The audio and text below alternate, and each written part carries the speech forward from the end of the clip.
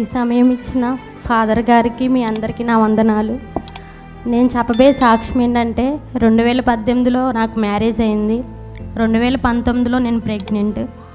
నాకు ఒక పాప పుట్టింది, సిజరీన్ అన్నమాట. నాకు ఆపరేషన్ అయిన కాడ నుంచి కూడా నాకు అసలు హెల్త్ బాగాలేదు. ఫాదర్ గారికి ఫోన్ చేసి ఇలాగ చెప్పాము, పాపకి బాగాలేదని నాన్నగారు ఫోన్ చేసి చెప్పారనమాట. సరేనండి, మీరు ఏం కంగారు పడద్దు, నేను ప్రార్థనలో పెడతాను అని చెప్పారనమాట ఫాదర్ గారు ప్రేయర్ చేస్తూనే ఉన్నారు.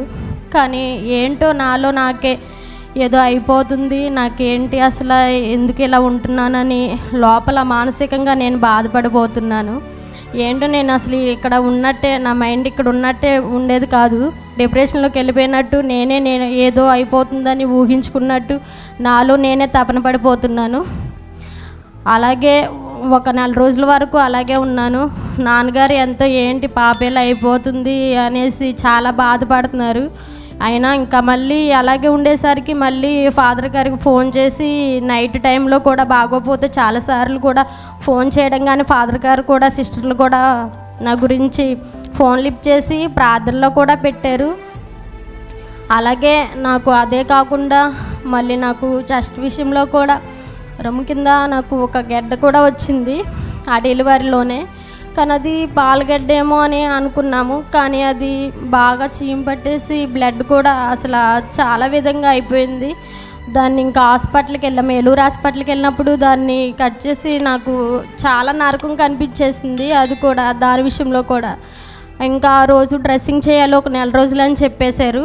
ఇంకా మా ఊరు నుంచి రావాలంటే రోడ్లు కూడా బాగాలేదని మా పెద్దమ్మ వాళ్ళ ఇంటి దగ్గరే ఉండిపోయాము.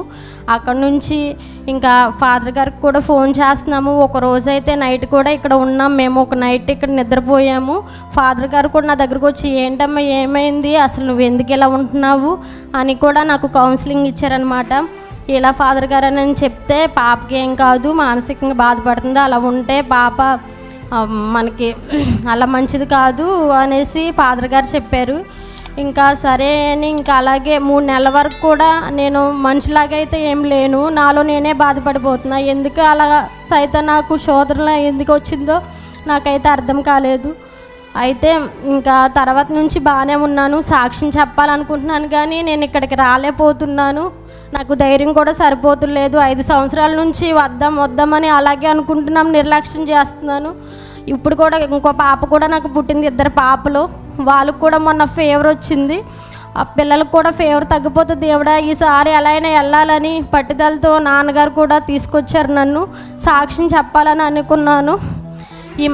ఈ రోజున మీ అందరి మధ్యలో సాక్ష్యం చెప్పడానికి నాకు ధైర్యం ఇచ్చిన దేవుడికి, సమయం ఇచ్చిన ఫాదర్ గారికి, అలాగే నా కుటుంబం గురించి, నా బిడ్డల గురించి కూడా ప్రార్థన చేయమని ఇదే చిన్న సాక్ష్యం. దేవుడు దీవించును గాక.